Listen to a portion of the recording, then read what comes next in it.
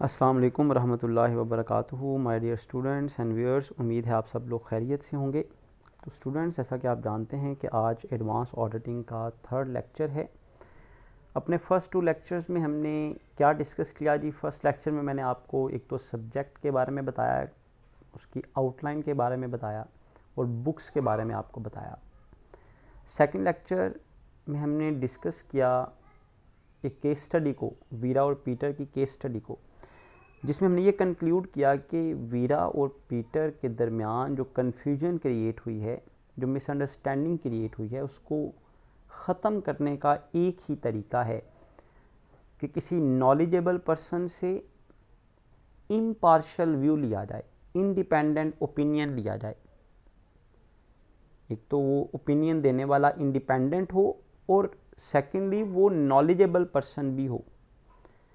क्योंकि हमने देखा जब भी एक से ज़्यादा लोग बिज़नेस में इन्वॉल्व होते हैं, जैसे पीटर इन्वॉल्व हुआ था और वो एम्प्लॉय इन्वॉल्व हुआ था, तो मिसअंडरस्टैंडिंग क्रिएट होने के चांसेस बहुत ज़्यादा हो जाते हैं, बल्कि आप कहें कि कह सकते हैं कि लाजमी हो जाते हैं। उन मिसअंडरस्टैंडिंग्स को हल करने का सिर्फ एक ही तरीका है कि एट द ईयर एंड या पर्टिकुलर टाइम पीरियड के बाद कोई नॉलेजेबल पर्सन, कोई इंडिपेंडेंट पर्सन आकर आपको अश्योरेंस दे दे, तसल्ली दे दे, ताकि आपस में जो कॉन्फिडेंस है वो रीस्टोर हो जाए और इस तरह कॉन्टीन्यूसली आप बिज़नेस करते रहें और नए लोग बिज़नेस में शामिल करते रहें, ऑनर के तौर पर, शेयर होल्डर के तौर पर, एम्प्लॉयज़ की शक्ल में, ताकि आपका बिज़नेस जो है वो एक्सपैंड कर सके। तो आज के इस लेक्चर में हम डिस्कस करेंगे नीड ऑफ अश्योरेंस। अश्योरेंस की ज़रूरत कब कब होती है। तो 4 नीड्स ऑफ अश्योरेंस हैं, 4 ऐसी सिचुएशंस हैं सोल ट्रेडरशिप के बिज़नेस में, पार्टनरशिप के बिज़नेस में या कंपनीज़ में, कॉरपोरेशंस में, कि जब वो 4 सिचुएशंस क्रिएट होती हैं तो अश्योरेंस की ज़रूरत जो है वो पैदा हो जाती है। तो स्टार्ट करते हैं जी फर्स्ट नीड ऑफ अश्योरेंस से। सबसे पहले बेटा मैं आपको इस आज के लेक्चर में 4 नीड्स ऑफ अश्योरेंस बताऊंगा कि 4 ऐसी जगह हैं जहां पर अश्योरेंस की ज़रूरत है। आप जब इनको रीड आउट कर लेंगे इस लेक्चर के बाद, आपको लगेगा भाई ये तो हर जगह पर अश्योरेंस की ज़रूरत है, मतलब हर जगह पर आपकी डिमांड है, हर जगह पर अश्योरेंस प्रोवाइडर की ज़रूरत है। तो अश्योरेंस की ज़रूरत कहाँ पर है? Need of assurance. First need बेटा, नंबर 1 आप देख रहे हैं, फर्स्ट नीड ऑफ अश्योरेंस। ओ ये ज़रा रब कर लेते हैं, मेरा ख्याल है इसे, ये यूज टू नहीं है ना पेंसिल यूज़ करने के। तो फर्स्ट नीड ऑफ अश्योरेंस बेटा, first need of assurance, when more than one person involves in business either in the form of employee or owner।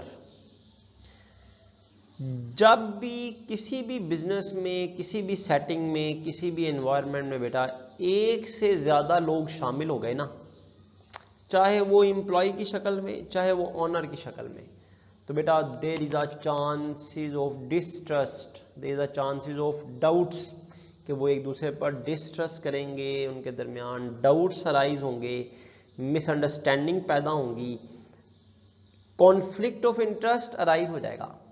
मतलब एम्प्लॉय का इंटरेस्ट किस में है? सैलरी में।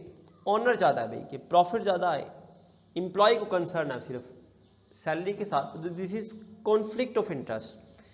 यही कॉन्फ्लिक्ट ऑफ इंटरेस्ट था जो वीरा और पीटर में आया था, कि पीटर को लगता था जी वीरा ने सिर्फ सैलरी लेनी है, जबकि पीटर को सिर्फ प्रॉफिट मिलनी है, वीरा को सैलरी के साथ प्रॉफिट भी मिलेगी। तो ये कॉन्फ्लिक्ट ऑफ इंटरेस्ट हो गया ना। तो अश्योरेंस की ज़रूरत बेटा तब ही स्टार्ट हो जाती है जब बिजनेस में एक से ज़्यादा लोग जो हैं वो शामिल हो जाते हैं। देखें, आपने वो जो केस स्टडी पढ़ी, मैंने बताया था ये बेस है आपके सब्जेक्ट की, उसमें आपने देखा कि जब वीरा अकेली थी ना, जब वीरा अकेली थी तब किसी चीज़ की ज़रूरत नहीं थी, तब वीरा अकेली थी, बड़ी रिलैक्स होकर वो बिज़नेस कर रही थी, उसे कोई पूछने वाला नहीं था, वो किसी को जवाबदेह नहीं थी, कोई लिमिट नहीं थी भाई कि आपने ये करना है, ये नहीं करना। ये कंडीशंस हैं, इसको फॉलो करना है। कोई आपसे पूछता नहीं था आकर भाई कितना प्रॉफिट आया, ज़्यादा क्यों आया, कम क्यों आया। आपको किसी पर डाउट नहीं था भाई, वो एम्प्लॉय ने, तब एम्प्लॉय था ही नहीं, वीरा अकेली सब कुछ काम कर रही थी, सब उसके जो है वो सुपरविजन में हो रहा था, सब उसके कंट्रोल में था, तो तब तो कोई प्रॉब्लम नहीं थी। जैसे ही पीटर एज आ शेयर होल्डर वो बिज़नेस में शामिल हुआ, एज आ इन्वेस्टर शामिल हुआ, ऑनर की शक्ल में शामिल हुआ, जैसे ही जैसे वो वीरा ने एम्प्लॉय को हायर किया, तो वहाँ से ही स्टोरी शुरू हो गई। वहाँ से ही मिसअंडरस्टैंडिंग के चांसेस, डाउट्स के चांसेस, मिसकम्युनिकेशन के चांसेस जो हैं वो क्रिएट हो गए बेटा। तो आपके सब्जेक्ट की मतलब अश्योरेंस प्रोवाइडर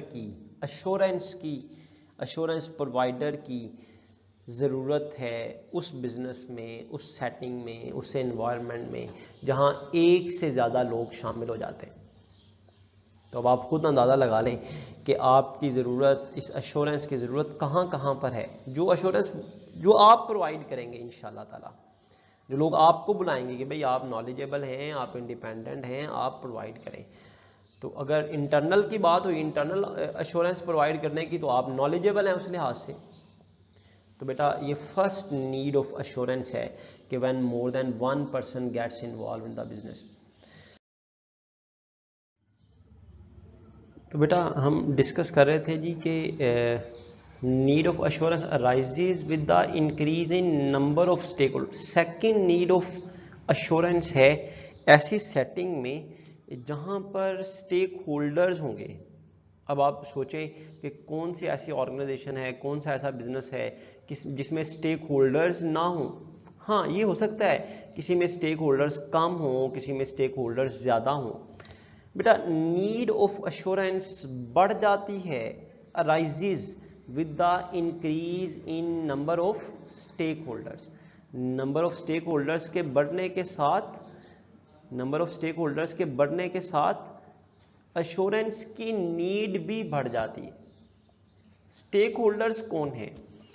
हर वो पार्टी जो बिजनेस के साथ, ऑर्गेनाइजेशन के साथ कनेक्टेड है, जिसका इंटरेस्ट है ऑर्गेनाइजेशन के साथ, प्रेजेंट इंटरेस्ट है या फ्यूचर इंटरेस्ट है, जो ऑर्गेनाइजेशन के साथ कंसर्न है, ऑर्गेनाइजेशन के डिसीजंस का जिस पर इंपैक्ट होता है या होगा, वो स्टेक होल्डर है।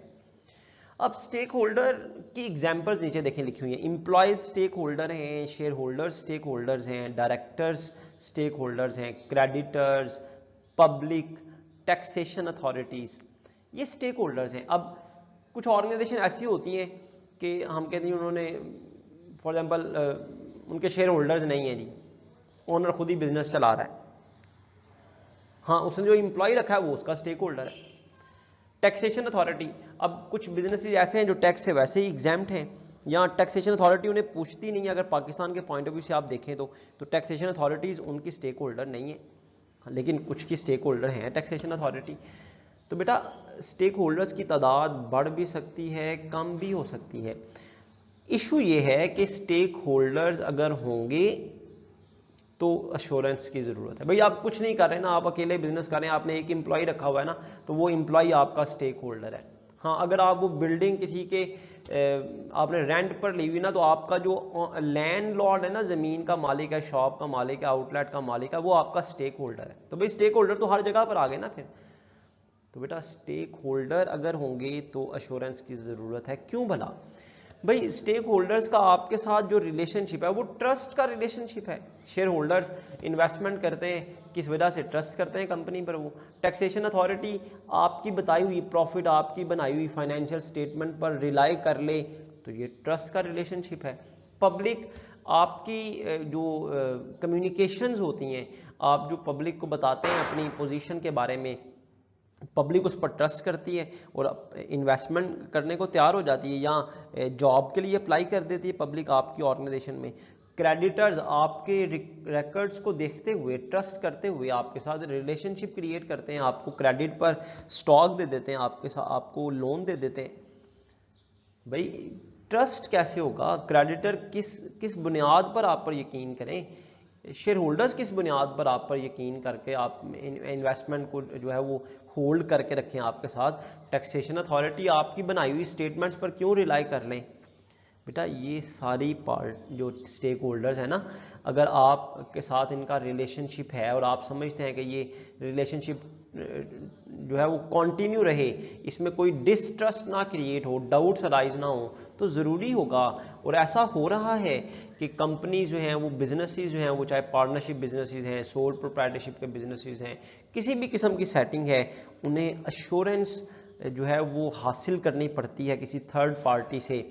उस थर्ड पार्टी से सर्टिफिकेट लेना पड़ता है कि देखें जी इस थर्ड पार्टी से हमने चेक करवाए थे अपने सारे हिसाब किताब, अपने ऑपरेशंस, अपने अकाउंट्स चेक करवाए थे, उन्होंने बाकायदा हमें लिख कर दिया कि आपके अकाउंट्स ठीक हैं, रिलायबल हैं, उसमें कोई जो है वो मतलब ऐसी प्रैक्टिसेस नहीं है जो रूल्स एंड रेगुलेशन के ख़िलाफ़ हों, तो फिर बेटा क्रेडिटर्स भी लोन देंगे, फिर टैक्सेशन अथॉरिटी भी आपकी जो फाइनेंशियल स्टेटमेंट्स हैं उन पर रिलाई कर उसके अकॉर्डिंगली आप पर टैक्स लगा देंगे, फिर शेयर होल्डर्स शेयर्स अपनी जो इन्वेस्टमेंट है उसे कंटिन्यू रखेंगे, वरना वो डिसइन्वेस्ट कर लेंगे। तो बेटा स्टेक होल्डर्स के साथ जो रिलेशनशिप होता है ना वो ट्रस्ट की बेस पर होता है।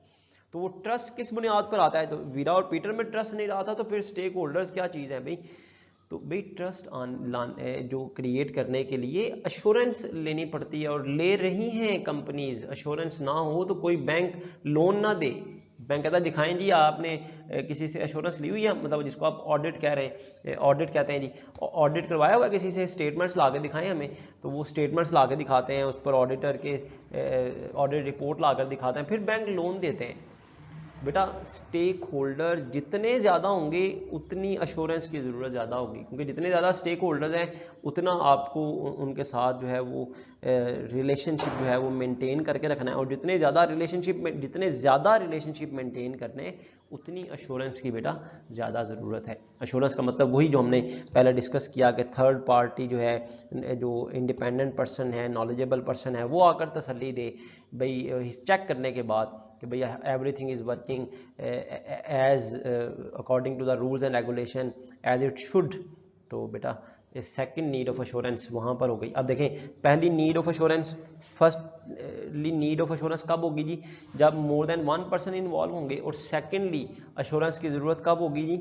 जब number of stake holder arise होंगे। जैसे जैसे स्टेक होल्डर बढ़ते जाएंगे अश्योरेंस की ज़रूरत भी बढ़ती जाएगी। बेटा ये सेकंड नीड ऑफ अश्योरेंस हमने डिस्कस की है। लेट्स मूव टू द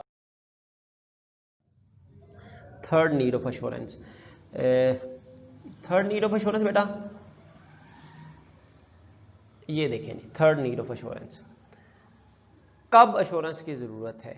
कहता जी अब इस एंगल से आप देख लें कि इस एंगल से देखेंगे फिर भी अश्योरेंस की ज़रूरत है। क्या एंगल है जी? एंगल ये है कि अगर आपको ये पता चलाना है कि भाई हमें यहाँ पर इस ऑर्गेनाइजेशन में, इस बिज़नेस में, इस सेटिंग में जो है वो अश्योरेंस की ज़रूरत है या नहीं, तो आप ये चेक करें कि भाई वहाँ पर 3 तरह के रिलेशनशिप हैं या नहीं हैं। 3 तरह के रिलेशनशिप हैं या नहीं है। भाई अगर 3 तरह के रिलेशनशिप होंगे ना, अगर 3 तरह के रिलेशनशिप होंगे तो बेटा अश्योरेंस की ज़रूरत है। वो 3 तरह के रिलेशनशिप कौन से हैं? अकाउंटेबिलिटी रिलेशनशिप, स्टीवर्डशिप रिलेशनशिप और बेटा एजेंसी रिलेशनशिप। तो you must understand these 3 relationships कि भाई ये रिलेशनशिप्स कौन से हैं। अगर आपको ये फैसला करना पड़े, चलें आप खुद अश्योरेंस नहीं करते जी, आप कहते हैं जी मेरा इंटरेस्ट इसमें नहीं है जी, आप अपना बिजनेस शुरू करते हैं, तो आप अपने बिजनेस में भी ये जज कर सकते हैं कि क्या मुझे अपने बिजनेस में अश्योरेंस की ज़रूरत है या नहीं। तो देखें क्या 3 तरह के ये रिलेशनशिप वहाँ पर हैं। अगर बेटा 3 तरह के रिलेशनशिप होंगे तो अश्योरेंस की ज़रूरत होगी। अगर ये 3 तरह के रिलेशनशिप नहीं है तो वी कैन से कि वहाँ पर अश्योरेंस की ज़रूरत कम है। हम ये नहीं कह सकते कि नहीं है, अश्योरेंस की ज़रूरत हर जगह पर है जहाँ पर एक से ज़्यादा लोग हो जाएंगे।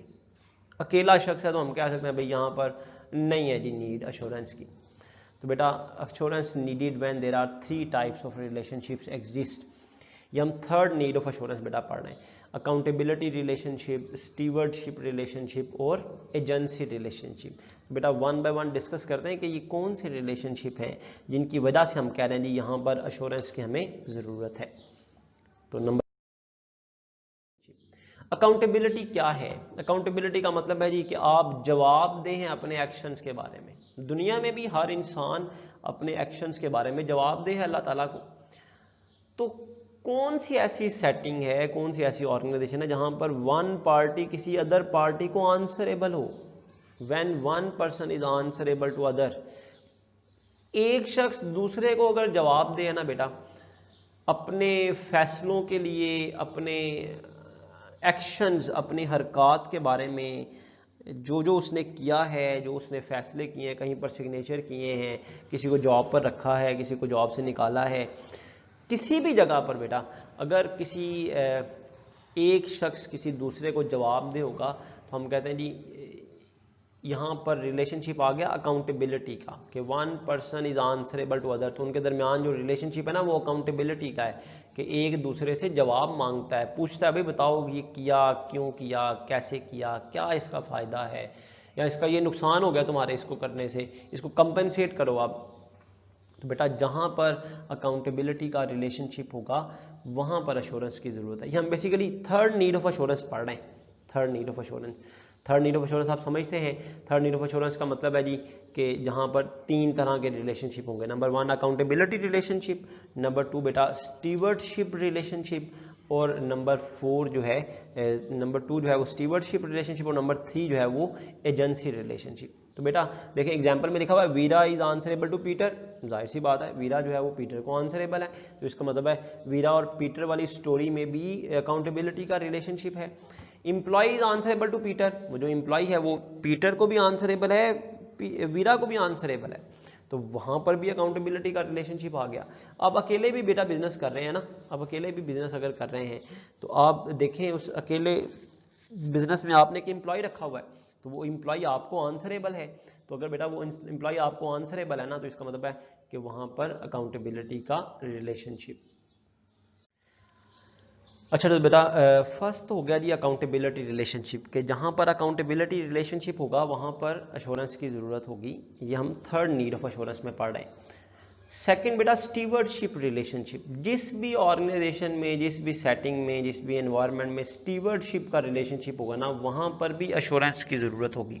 कैसे बेटा? स्टीवर्डशिप पहले तो जाने भी स्टीवर्ड कहते किसे हैं, स्टीवर्डशिप होती क्या है बेटा? स्टीवर्डशिप का मतलब है when one party holds the investment of other, जब एक पार्टी के पास किसी दूसरे की इन्वेस्टमेंट हो। जैसा कि आप समझ लें मुदारबा के बिजनेस में होता है जी, एक पार्टी इन्वेस्टमेंट करती है, दूसरा जो है वो एफर्ट करती है। वीरा और पीटर की स्टोरी में आप देख लें, पीटर की जो इन्वेस्टमेंट है वो वीरा के पास है, तो Veera holds the investment of Peter. तो क्योंकि एक पार्टी ने अपनी इन्वेस्टमेंट किसी दूसरे के हवाले की हुई है, दूसरा उसका स्टीवर्ड बना हुआ है, मतलब वीरा स्टीवर्ड है, वीरा के इख्तियार में है पीटर की इन्वेस्टमेंट। तो जाहिर सी बात है जब आप किसी की इन्वेस्टमेंट को होल्ड करेंगे, उस पर इख्तियार रखेंगे, तो you have answerable, you are answerable. तो बेटा स्टीवर्डशिप का रिलेशनशिप जब होगा ना तो वीरा को एतमाद में लेना होगा पीटर को। ये नहीं कि वीरा जो मर्जी करती रहे, वीरा स्टीवर्ड है पीटर की इन्वेस्टमेंट की, पीटर की इन्वेस्टमेंट को उसने होल्ड किया हुआ है, तो वीरा को उस इन्वेस्टमेंट को होल्ड करने के बदले में पीटर को एतमाद में लेना है। पीटर अगर उसके माइंड में डाउट आ गया तो वीरा को उसे तसल्ली देनी होगी, तो अगर वीरा खुद कहती रहेगी तो उसे कभी भी पीटर उस पर ट्रस्ट नहीं करेगा। तो वीरा को अपने किए हुए पर, अपने अकाउंट्स पर, उसकी इन्वेस्टमेंट को जैसे जैसे उसने यूज़ किया, उसके साथ उसकी इन्वेस्टमेंट को उसने किस तरह से यूज़ किया, उसकी इन्वेस्टमेंट से उसने कौन कौन से डिसीजन लिए, उसको कहाँ कहाँ उसने इन्वेस्ट किया, क्या ख़रीदा, क्या बेचा, उसके बारे में पीटर को एतमाद में लेने के लिए वीरा को किसी थर्ड पर्सन की अश्योरेंस लेनी पड़ेगी ताकि पीटर भी उस पर ट्रस्ट कर ले। तो बेटा जब एक पार्टी के पास दूसरे की इन्वेस्टमेंट होती है तो उसे स्टीवर्डशिप रिलेशनशिप कहते हैं। तो स्टीवर्डशिप के रिलेशनशिप में आपको ज़रूरत होती है अगर कोई आपका जो जिससे आपने इन्वेस्टमेंट ली हुई है उसे ट्रस्ट में लेने के लिए आप किसी थर्ड पर्सन से अश्योरेंस लें। तो बेटा वही बात जो हम थर्ड नीड ऑफ अश्योरेंस में पढ़ रहे हैं कि तीन तरह के रिलेशनशिप होंगे तो जो है वो अश्योरेंस की ज़रूरत है, अकाउंटेबिलिटी, स्टीवर्डशिप, एजेंसी रिलेशनशिप। अब ये थर्ड नीड ऑफ एश्योरेंस में बेटा हम पढ़ रहे हैं, थर्ड नीड ऑफ एश्योरेंस। कौन सी एश्योरेंस की नीड चल रही है जी? Third need of assurance. Assurance की थर्ड नीड बेटा हम पढ़ रहे हैं, एश्योरेंस की third need, that is third need of assurance.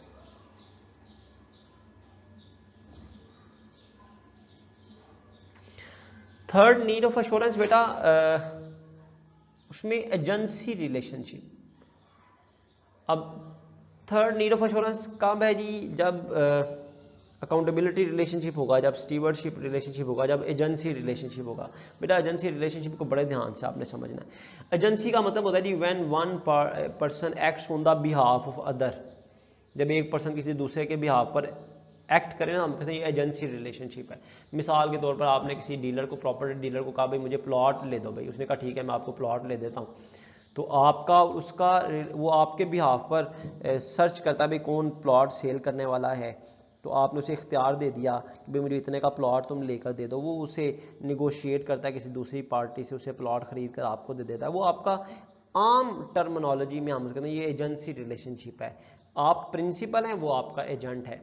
लेकिन बेटा जो स्टैंडर्ड्स है ना, स्टैंडर्ड्स के मुताबिक एजेंसी रिलेशनशिप का मतलब ये है when one party acts on the behalf of other and have a second role of his own wealth maximization. मतलब आप अपने एजेंट को इतना इख्तियार दे दें कि वो आपके बिहाफ पर एक्ट भी करे, और अगर वो चाहे सेकंड रोल, और अगर वो चाहे तो ज़ाती फ़ायदा हासिल कर ले, of his own wealth maximization, personal benefit हासिल कर ले बेटा। अब पर्सनल बेनिफिट हासिल करना है मतलब on the expense of other, मतलब आपके एक्सपेंस पर आपका एजेंट बेनिफिट हासिल कर ले। प्लॉट खरीदे 25 लाख का, आपको भेजी मैंने 26 का खरीदा है। क्यों? आपने उसे इख्तियार ही वाला दे दिया हुआ था, आपने उसे क्या के भेजा था भाई जितने का मर्जी खरीद कर मुझे दे दो। भाई एजेंसी रिलेशनशिप तब होता है जब आप किसी को इतना इख्तियार दे दें कि अगर वो चाहे तो आपके साथ चीट कर ले, आपके साथ फ्रॉड कर ले। अगर आपने किसी को लिमिटेड अथॉरिटी दी हुई है ना बेटा, तो फिर एजेंसी रिलेशनशिप नहीं है। अगर आपने किसी को लिमिटेड अथॉरिटी दी हुई है ना, मतलब आपने उसे कहा भाई नहीं मैं तुम्हारे साथ जाया करूंगा, जब भी तुम किसी से निगोशिएट करो, जिससे तुम प्लॉट खरीदो मुझे साथ लेकर जाना, उससे जो निगोशिएशन होगी मैं खुद उसमें शामिल होऊंगा, मैं खुद देखूंगा भाई तुम मुझे कितने का प्लॉट लेकर देते हो। तो भाई उसके पास ये ऑप्शन ही नहीं है एजेंट के पास कि वो 25 का खरीद के आपको 26 का बताया। आप तो उसके साथ आपने उसके साथ थे, या आपने जब वो पेमेंट देने लगे तो आपने उसको बुलाया जिसको प्लॉट जिससे आपने खरीदा था, और एजेंट को हैंड ओवर नहीं किए पैसे, आपने जो प्लॉट सेल करने वाला था उसको सामने बिठाया, उसे पूछा भी हाँ तुमने कितने का बेचा, ताकि कन्फर्मेशन हो जाए ना बेटा। जब एजेंसी रिलेशनशिप तब होता है जब आप किसी को इतना इख्तियार दे दें कि वो अगर आपके साथ चीट करना चाहे तो चीट कर ले, और अगर आपने किसी को लिमिटेड अथॉरिटी दी हुई है तो एजेंसी रिलेशनशिप वहाँ पर नहीं होता स्टैंडर्ड्स के मुताबिक। एजेंसी रिलेशनशिप बेटा होगा तो अश्योरेंस की ज़रूरत होगी, अगर एजेंसी रिलेशनशिप नहीं है तो बेटा अश्योरेंस की ज़रूरत भी नहीं है। मतलब एजेंसी रिलेशनशिप है, आपने किसी को इख्तियार दिया है, अब शक है क्योंकि आपने उसे इख्तियार ज़्यादा दे दिया हुआ है, एजेंसी रिलेशनशिप है ना, आपने उसे इख्तियार ज़्यादा दे दिया हुआ है, आपको भी डाउट है कि यार शायद ये कहीं पर्सनल बेनिफिट ना हासिल कर ले, कहीं ये 25 का प्लॉट खरीद के मुझे 26 का ना कह रहा हो, आपने उसे इख्तियार दिया हुआ है। अगर इख्तियार ना दिया होता तो आपको ज़रूरत ही ना होती, आपके डाउट ही ना अराइज होता आपके माइंड में। भाई जब आप किसी को इख्तियार दे देना तो फिर अश्योरेंस की ज़रूरत होती है। आप चाहते हैं भाई कि कोई थर्ड पर्सन आकर कहे भाई नहीं वाकई ही इतने का, आप चाहते हैं भाई कोई एग्रीमेंट हो जिसमें थर्ड पर्सन जो है ना वो स्टैम्प पेपर हो, स्टैम्प पेपर कोर्ट से इशू हो, जिस पर पीछे सिग्नेचर हो, जिसमें दोनों पार्टी सामने बैठी हों, बेचने वाला भी खरीदने वाला भी, जो मजिस्ट्रेट है वो सिग्नेचर करे, मतलब एज एन अश्योरेंस प्रोवाइडर वो साइन करे भी ठीक है जी इतने का प्लॉट खरीदा, इतने का बेचा, ताकि जो डाउट्स है ना वो अराइज ना हो। तो बेटा जहाँ पर एजेंसी रिलेशनशिप हो वहाँ पर भी अश्योरेंस की ज़रूरत है। तो हम बेटा देखें अभी तक हमने 3 नीड्स ऑफ अश्योरेंस पढ़ी हैं। नंबर 1 पढ़ी है जी when more than 1 person gets involve in the business, चाहे वो एम्प्लॉय की शक्ल में चाहे वो ऑनर की शक्ल में। दूसरा बेटा हमने पढ़ा कि जब number of stake holders arise होंगे तो वहाँ पर अश्योरेंस की ज़रूरत बेटा होगी। स्टेक होल्डर्स के बारे में भी हमने पढ़ा, भी वो एम्प्लॉय भी हो सकते हैं, वो डायरेक्टर्स भी हो सकते हैं, वो शेयर होल्डर्स भी हो सकते हैं, वो पब्लिक भी हो सकती है, वो टैक्सेशन अथॉरिटीज़ भी हो सकती है। फिर हमने ये भी डिस्कस किया भाई कि स्टेक होल्डर्स ज़्यादा होंगे तो अश्योरेंस की ज़रूरत ज़्यादा है, स्टेक होल्डर कम होंगे तो अश्योरेंस की ज़रूरत कम है। फिर बेटा हमने third need of assurance discuss हम कर रहे थे, जिसमें हमने फर्दर ये पढ़ा भाई थर्ड नीड ऑफ अश्योरेंस तब राइज होगी जब 3 तरह के रिलेशनशिप पाए जाएंगे किसी भी ऑर्गेनाइजेशन में, किसी भी सेटिंग में। तो हमने कहा भाई अश्योरेंस की ज़रूरत तब होगी जब अकाउंटेबिलिटी का रिलेशनशिप होगा, अश्योरेंस की ज़रूरत तब होगी जब स्टीवर्डशिप का रिलेशनशिप होगा, और अश्योरेंस की ज़रूरत तब होगी बेटा जब एजेंसी का रिलेशनशिप होगा। तो ये थर्ड नीड ऑफ अश्योरेंस थी। आज के लेक्चर में जैसे मैंने आपको पहले बताया कि हमने 4 नीड ऑफ अश्योरेंस बेटा डिस्कस करनी है, तो लास्ट नीड ऑफ अश्योरेंस की तरफ बेटा।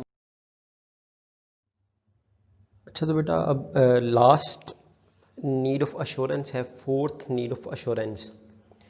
हमें अश्योरेंस की क्यों ज़रूरत है, ये फोर्थ नीड हम बेटा पढ़ने जा रहे हैं।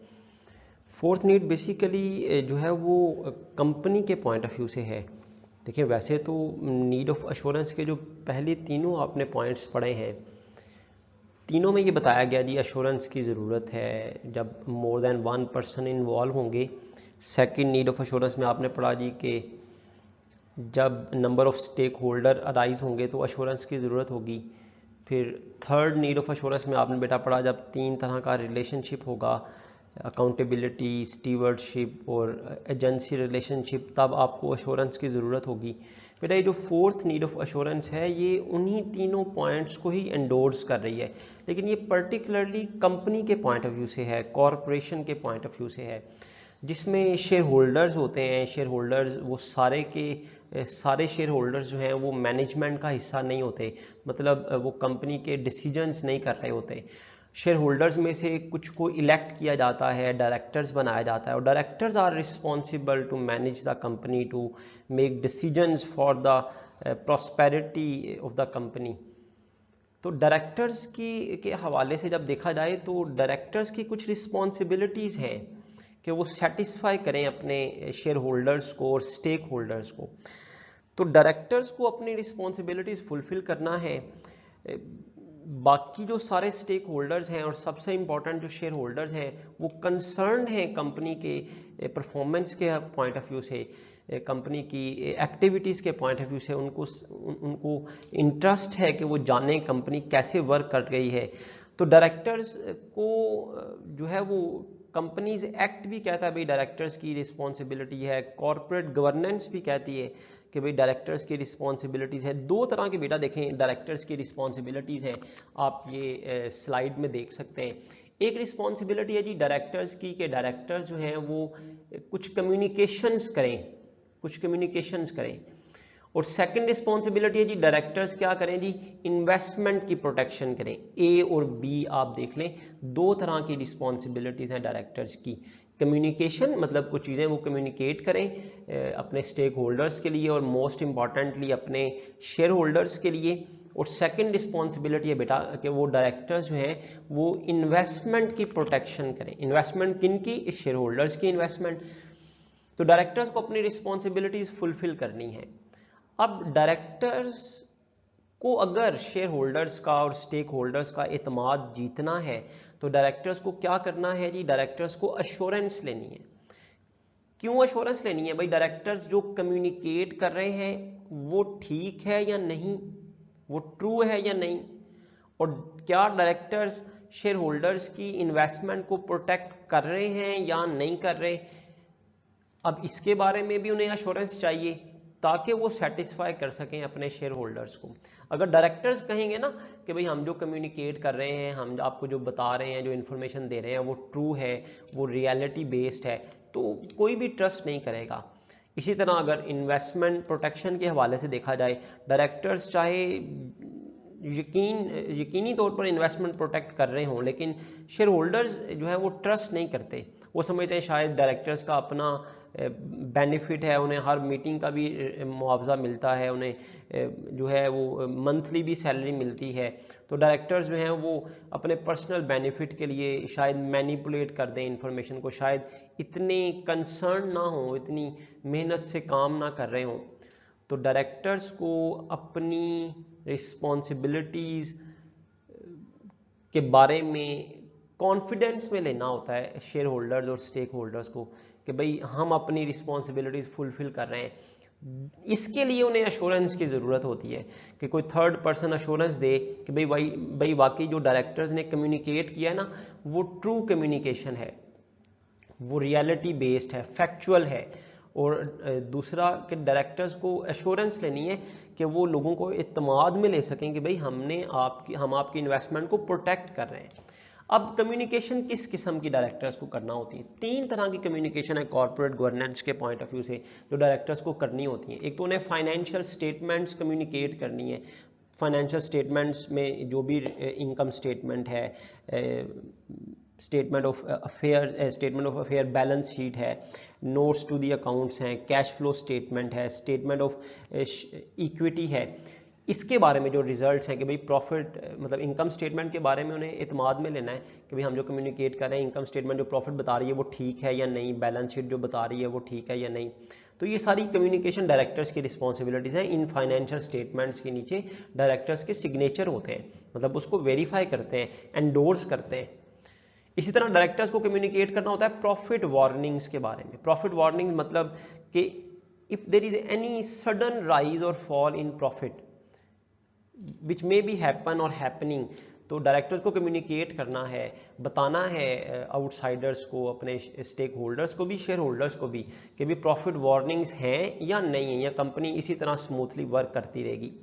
इसी तरह डायरेक्टर्स को कंपनी की फाइनेंशियल हेल्थ, कंपनी की लाइफ के बारे में, गोइंग कंसर्न के बारे में बताना है कि क्या कंपनी कॉन्टिन्यूसली वर्क करती रहेगी, इनडेफिनेट पीरियड ऑफ टाइम के लिए काम करती रहेगी, या कोई लाइफ थ्रेट है कंपनी के लिए कि company in near future company को कोई ऐसी प्रॉब्लम्स फेस करना पड़ सकती हैं कि कंपनी अपना बिजनेस जारी ना रख सके।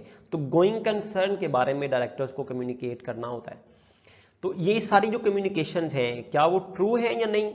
अब डायरेक्टर्स तो कहेंगे ठीक है भाई ट्रू इन्फॉर्मेशन है, लेकिन कोई ट्रस्ट नहीं करेगा। तो डायरेक्टर्स को क्या करना है, एक्सटर्नल पार्टी, इंडिपेंडेंट पर्सन को, नॉलेजेबल पर्सन को बुलाकर उनसे इसके बारे में राय लेनी है। और अगर वो राय दे देते हैं कि भाई ठीक है ये सब कुछ जो कम्युनिकेट किया गया ये ट्रू है, तो इस तरह लोगों का, शेयर होल्डर्स का ट्रस्ट जो है वो बहाल हो जाता है। इस तरह डायरेक्टर्स की जिम्मेदारी है कि भाई वो लोगों ने उनके बिहाफ पर इन्वेस्टमेंट की हुई है, तो शेयर होल्डर्स को इस बात का यकीन दिलाया जाए भी डायरेक्टर्स उनकी इन्वेस्टमेंट को प्रोटेक्ट कर रहे हैं। अब कैसे पता चलेगा इन्वेस्टमेंट प्रोटेक्शन हो रही है या नहीं? देखिए इन्वेस्टमेंट प्रोटेक्ट करने के लिए ना आप देख सकते हैं 2 तरह के जो पॉलिसीज़ है ना वो अडॉप्ट की जाती हैं। एक तो इंटरनल कंट्रोल सिस्टम मेंटेन किया जाता है ऑर्गेनाइजेशन में, और दूसरा रिस्क पॉलिसीज़ बनाई जाती हैं।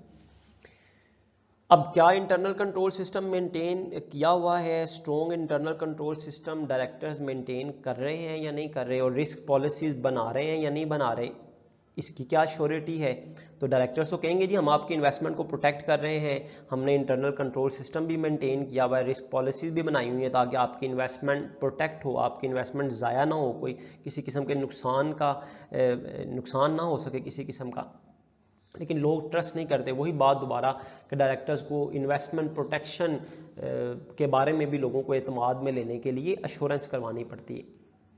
तो डायरेक्टर्स को अपनी रिस्पॉन्सिबिलिटीज़ के बारे में लोगों का ट्रस्ट जीतना है, और वो ट्रस्ट जीतने के लिए उन्हें अश्योरेंस की ज़रूरत है। अब हम इसे, मैंने अभी आपको ब्रीफ तो कर दिया, लेकिन हम 1 बाय 1 इन चीज़ों को पढ़ते हैं। कम्युनिकेशन क्या है, financial statement, profit warning, going concern, इस तरह इन्वेस्टमेंट प्रोटेक्शन में इंटरनल कंट्रोल है, रिस्क पॉलिसीज़ हैं, ये क्या है जिनके बारे में डायरेक्टर्स को अपनी रिस्पॉन्सिबिलिटीज़ जो है वो फुलफिल करते हैं जी। कम्युनिकेशन क्या कहता है, people do not trust on directors communication because there is conflict of interest. वही बात जो मैंने पहले बताई कि डायरेक्टर्स के बारे में लोग सोच रहे होते हैं भाई डायरेक्टर्स का अपना इंटरेस्ट है, वो शेयर होल्डर के इंटरेस्ट को प्रेफरेंस नहीं देते, वो अपने बेनिफिट के लिए ज़्यादा काम करते हैं, तो कॉन्फ्लिक्ट ऑफ इंटरेस्ट है लोगों के माइंड में। तो डायरेक्टर्स को अपनी कम्युनिकेशन के बारे में लोगों का ट्रस्ट अगर जीतना है ना, तो there is a need of assurance. अब वो कम्युनिकेशन कौन सी है जी? Profit warning. जैसा कि मैंने पहले बताया कि प्रॉफिट वार्निंग के बारे में जो कम्युनिकेशन वो करते हैं, प्रॉफिट वार्निंग क्या है? Information about sudden rise and fall in profit is called profit warning. बताना है कि भाई कोई नियर फ्यूचर में कोई सडन राइज और फॉल तो नहीं हो सकता प्रॉफिट में, ताकि शेयर होल्डर जो है मुहतात हो जाए, या जो प्रोस्पेक्टिव इन्वेस्टर है, मतलब जिसने अभी इन्वेस्टमेंट करनी है, वो मुहतात हो जाए कि भाई क्या उसे इन्वेस्टमेंट करनी चाहिए या नहीं करनी चाहिए। इसी तरह कम्युनिकेशन वो जो करते हैं फाइनेंशियल स्टेटमेंट्स के बारे में, income statement, balance sheet, statement of owners equity, cash flow statement या नोट्स टू दी अकाउंट्स। ये जो फाइनेंशियल स्टेटमेंट्स हैं, ये जो फाइनेंशियल स्टेटमेंट्स बनाकर प्रेजेंट की जाती हैं, इसके बारे में जो अश्योरेंस है वो चाहिए होती है, वरना लोग इन फाइनेंशियल स्टेटमेंट्स पर जो है वो रिलाई नहीं करते। अब कम्युनिकेशन 3 तरह की थी, प्रॉफिट वार्निंग के बारे में, फाइनेंशियल स्टेटमेंट्स के बारे में, गोइंग कंसर्न के बारे में। सर्टेनिटी ऑफ लाइफ, कि लाइफ कितनी यकीनी है, कहीं गैर यकीनी सूरत हाल तो नहीं है कि कंपनी नियर फ्यूचर में बंद हो जाएगी, कंपनी विल कंटिन्यू, क्या कंपनी लॉन्गर पीरियड के लिए काम कर सकती है या नहीं कर सकती, कंपनी को कोई लाइफ थ्रेट तो नहीं है, कंपनी गोइंग कंसर्न है भी या नहीं है। देखें, जो प्रेजेंट इन्वेस्टर है उनके लिए भी, और जो प्रोस्पेक्टिव इन्वेस्टर है, मतलब जो नियर फ्यूचर में इन्वेस्टर बनने जाएगा, इन्वेस्टमेंट करना चाहता है, उसके लिए भी इंफॉर्मेशन बड़ी इंपॉर्टेंट है कि क्या कंपनी गोइंग कंसर्न है या नहीं है। कहता जो स्टेक होल्डर है ना, वो will never trust on profit warming लिखा हुआ है, चलें ये करेक्ट कर लीजिएगा, profit warning, financial statement and going concern, there will be third party assurance. Third party assurance की ज़रूरत है इन तीनों चीज़ों के बारे में। तो कम्युनिकेशन के पॉइंट ऑफ व्यू से भी उन्हें अश्योरेंस चाहिए, और सेकंड जो इन्वेस्टमेंट प्रोटेक्शन, तो ये फोर्थ नीड ऑफ अश्योरेंस में ही हम ये डिस्कस कर रहे हैं कि कम्युनिकेशन के बारे में भी आपको अश्योरेंस लेनी है डायरेक्टर्स को, और इन्वेस्टमेंट प्रोटेक्शन के हवाले से भी अश्योरेंस लेनी है। अब investment of the share holder is protected, कैसे इन्वेस्टमेंट प्रोटेक्ट हो सकती है? उसके लिए डायरेक्टर्स को इंटरनल कंट्रोल सिस्टम, एक अंदरूनी निज़ाम इतना मजबूत बनाना है कि कोई भी मैनिपुलेशन ना कर सके, कोई भी कंपनी से अपना पर्सनल बेनिफिट ना ले सके, कोई भी कंपनी को नुकसान ना पहुंचा रहा हो, सब लोग कंपनी के बेनिफिट के लिए काम कर रहे हों। और फिर रिस्क पॉलिसीज़, कंपनी को फ्यूचर जो थ्रेट्स हैं उनसे बचाने के लिए प्रेजेंट में क्या तैयारियां की जा रही हैं, those are called risk policies. चलें हम वन बाय वन इसको डिस्कस करते हैं। अब इंटरनल कंट्रोल सिस्टम क्या है? इंटरनल कंट्रोल सिस्टम कहते हैं कंपनी का हर वो कदम, हर वो स्टेप, हर वो रिस्ट्रिक्शन, हर वो लिमिटेशन, हर वो रूल, हर वो फैसला जो कंपनी करती है, कंपनी की मैनेजमेंट करती है, कि हम कंपनी को रूल्स एंड रेगुलेशन के मुताबिक चलाएं, कोई भी वायलेशन ना कर सके। ऐसा स्ट्रिक्ट एनवायरनमेंट, ऐसा कंट्रोल्ड एनवायरनमेंट, उसको हम कहते हैं ये स्ट्रॉन्ग इंटरनल कंट्रोल सिस्टम है। अगर डायरेक्टर्स ये चाहते हैं कि शेयर होल्डर्स की इन्वेस्टमेंट जो है वो ज़ाया ना हो, उन्हें नुकसान ना हो, तो उन्हें ऐसे एक्शन लेने हैं, ऐसे इनिशिएटिव्स लेने हैं, ऐसे डिसीजंस करने हैं, ऐसी हदूद मुकर्रर करनी है, ऐसी पाबंदियां लगानी हैं, ऐसा कंट्रोल्ड एनवायरनमेंट ऑर्गेनाइजेशन के अंदर कायम करना कि कोई भी अपनी मर्जी ना कर सके, to ensure everything is working as it should. इस बात को यकीनी बनाना है कि everything is working as it should, हर चीज़ कायदे और कानून के मुताबिक हो। तो अगर डायरेक्टर्स ऐसा कर रहे होंगे तो यकीनी तौर पर जो शेयर होल्डर्स की इन्वेस्टमेंट है वो प्रोटेक्ट होगी। तो डायरेक्टर्स को, अब लोगों को तो एतमाद में लेना है ना कि भाई हम आपको आपकी इन्वेस्टमेंट प्रोटेक्ट करने के लिए हमने इंटरनल कंट्रोल सिस्टम बनाया हुआ है। अब लोग ट्रस्ट नहीं करेंगे तो फिर जाहिर सी बात है एश्योरेंस की ज़रूरत होगी। तो बेटा इन्वेस्टमेंट प्रोटेक्शन के हवाले से एक पॉइंट हमने पढ़ लिया, internal control system. Investment protection के लिए दूसरा जो काम डायरेक्टर्स को करना है ना, वो रिस्क पॉलिसीज़ हैं। रिस्क पॉलिसीज़ ये हैं जी कि फ्यूचर को असेस करें, फ्यूचर जो पॉसिबल थ्रेट्स हैं कंपनी को, फ्यूचर अनसर्टेनिटीज़ जो हैं, जो कंपनी की प्रॉफिट को जो है वो इफ़ेक्ट कर सकते हैं, कंपनी के परफॉर्मेंस पर नेगेटिवली इम्पैक्ट कर सकती हैं, उनको असेस करना, उनका पता चलाना और उनके लिए प्रिपरेशन करना, दैट इज़ रिस्क पॉलिसीज़।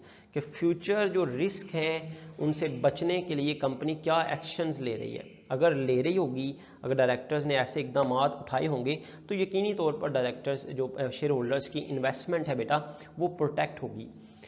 तो रिस्क पॉलिसीज बनाना डायरेक्टर्स की रिस्पॉन्सिबिलिटीज़ हैं to protect the investment of share holders. अब डायरेक्टर्स कहते हैं भाई हम आपकी इन्वेस्टमेंट को प्रोटेक्ट कर रहे हैं, लोग नहीं ट्रस्ट करते, तो so there is a need of assurance, there is a need of assurance, assurance की ज़रूरत है, there is a need of assurance that risk policies have been made to protect investment, जिसमें लोगों को ये यकीन दिलाया जाए कि भाई हम आपकी इन्वेस्टमेंट को प्रोटेक्ट कर रहे हैं रिस्क पॉलिसीज बनाकर और इंटरनल कंट्रोल सिस्टम बनाकर। तो बेटा ये देखें जी, हमने आज के लेक्चर में नीड ऑफ अश्योरेंस के बारे में पढ़ा, जिसमें हमने 4 नीड्स ऑफ अश्योरेंस पढ़ी।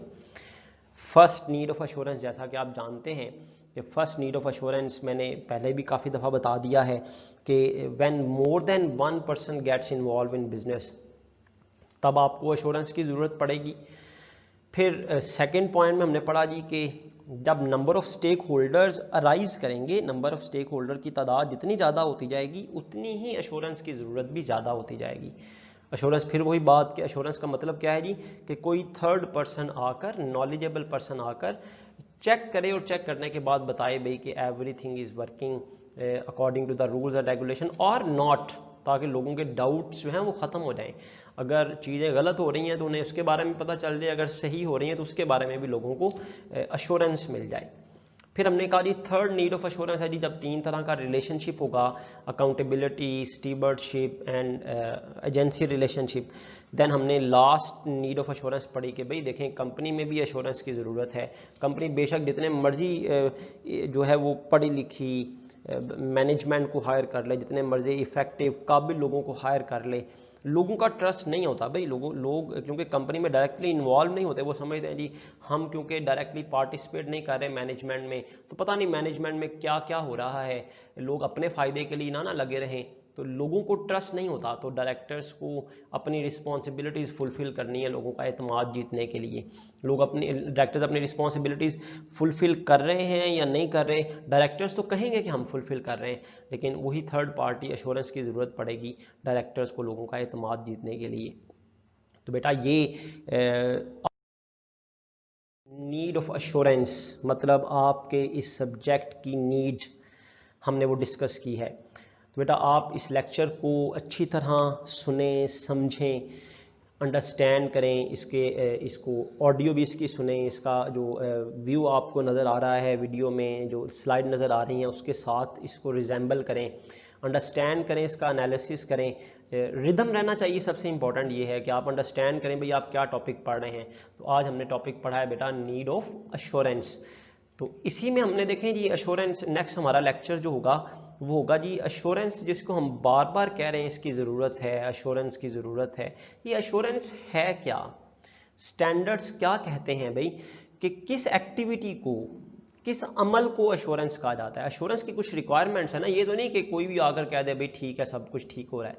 तो अश्योरेंस की कुछ शराइत हैं, नेक्स्ट लेक्चर में हम डिस्कस करेंगे इंशाल्लाह ताला कि अश्योरेंस है क्या, इसकी प्रोविजंस क्या हैं, कि भाई वो प्रोविजंस फुलफिल होंगी, वो शराइत पूरी होती होंगी तो हम कहेंगे जी वाकई ही अश्योरेंस हो गई है, जो स्टेक होल्डर्स हैं और शेयर होल्डर्स हैं उनको अश्योरेंस मिल चुकी है। तो अश्योरेंस की हम जो है वो डेफिनेशन पढ़ेंगे, उसकी रिक्वायरमेंट्स पढ़ेंगे, फिर हम पढ़ेंगे जी अश्योरेंस की टाइप्स कौन कौन सी अवेलेबल हैं। मतलब अगर मैं एक मैनेजर हूँ, मैं या डायरेक्टर हूँ, या मैं वीरा की स्टोरी में देखें जी, वीरा अगर चाहती है कि भाई वो एतमाद में ले पीटर को, तो वीरा अगर चाहती है कि वो एतमाद में ले पीटर को, तो उसे जो अश्योरेंस सर्विस लेनी है, वो अश्योरेंस सर्विस मार्केट में कौन सी अवेलेबल है, वो किस तरह एतमाद जीते, वो अश्योरेंस देखें आपको फॉर एग्जांपल कोई प्रोडक्ट चाहिए जी, आपको फॉर एग्जांपल आपको एक बिस्किट खाना है, आपका दिल करता है भाई बिस्किट खाने को, तो मार्केट में different categories, different taste available हैं, डिफरेंट ब्रांड अवेलेबल हैं, आप उनमें से कोई चूज़ करते हैं और उसको अपनी इस रिक्वायरमेंट्स को, अपनी इस वांट को फुलफिल करने के लिए बाय करते हैं। तो इसी तरह एक प्रोडक्ट है जी अश्योरेंस, कि हमें अश्योरेंस करवानी है अपने बिजनेस के लिए, बिजनेस की ज़रूरत है। तो हम जब मार्केट में जाएंगे तो there are number of service providers जो अश्योरेंस की सर्विस प्रोवाइड कर रहे होंगे। तो हम इंशाअल्लाह नेक्स्ट लेक्चर में या उसके बाद लेक्चर में हम स्टडी करेंगे कि वो कौन कौन सी अश्योरेंस सर्विस है जो मार्केट में अवेलेबल है। मैं आपको सिर्फ यहाँ पर इसलिए बताना चाह रहा हूँ कि अश्योरेंस सर्विस में से बेटा one of assurance service is audit, external audit, कि एक्सटर्नल ऑडिट अश्योरेंस सर्विसेज में से एक सर्विस है। मतलब अश्योरेंस हासिल करने का एक तरीका जी ऑडिट करवाएं। इसके अलावा अदर टाइप्स भी अश्योरेंस सर्विसेज की हैं, वो भी हम इंशाल्लाह ताला नेक्स्ट क्लास में डिस्कस करेंगे। होप्स हो कि आपने इस लेक्चर को अंडरस्टैंड किया होगा बेटा। आप इस लेक्चर को सुने, समझें, अंडरस्टैंड करें। आपको कोई भी क्वेरी है उसे एक पेज पर